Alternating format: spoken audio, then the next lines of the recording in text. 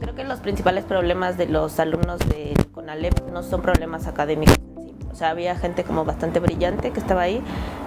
La situación más bien social del entorno era algo que afectaba bastante el desarrollo. Que dejaban de asistir a clases o llegaban en un estado a lo mejor con alguna adicción, ¿no? Alguna droga que consumían o algún problema familiar de violencia. Había también entornos en los que la propia familia se dedicaba a crimen organizado o situaciones delictivas en las que pues ellos mismos estaban enfrascados.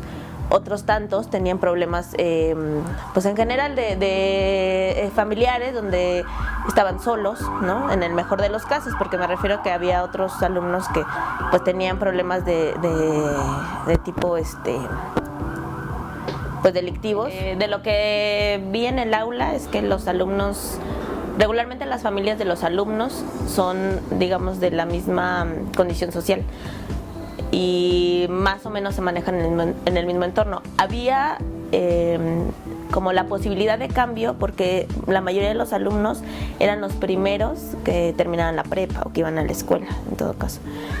Y había algunos que eran los menos, en los que sí los papás a lo mejor eran profesionistas o eran a lo mejor no profesionistas, pero trabajaban en un ambiente más como de oficina o un trabajo más administrativo quizá, y los dejaban solos, era como esa parte que nos dejaban solos y tenían a lo mejor una mejor condición social, eran los que iban mejor vestidos o los que traían más dinero para ir a la escuela, etcétera.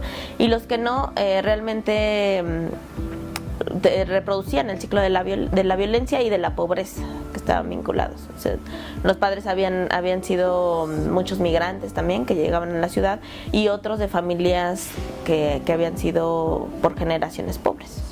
Pues yo creo que hay dos tipos de maestros que vi, o sea, los que están bastante vinculados con toda la problemática social que tienen sus alumnos y se preocupan por eso y tienen consideraciones en cuanto al aula y la enseñanza, y los que no les interesa y de todas maneras dicen que ellos van a enseñar y que no importa las condiciones que tengan los alumnos, tienen que cumplir de todas maneras, ¿no? Los que no les importa, pues simplemente van, dan sus clases, pasan lista, se preocupan que los alumnos estén ahí y que se interesen en el tema, si bien les va, y ya, cumplen con su trabajo. Y los otros maestros son los que se vinculaban con estas problemáticas, pero que a veces incluso tenían problemas en los que los padres tenían que ir a hablar con ellos porque el alumno estaba en problemas de adicciones y no iba por eso, o no iba porque tenía que ir a trabajar, porque tenía que cuidar a su hija, a su hijo que tenía ya a los 17 años, ¿no? 18 años que ingresaban ahí.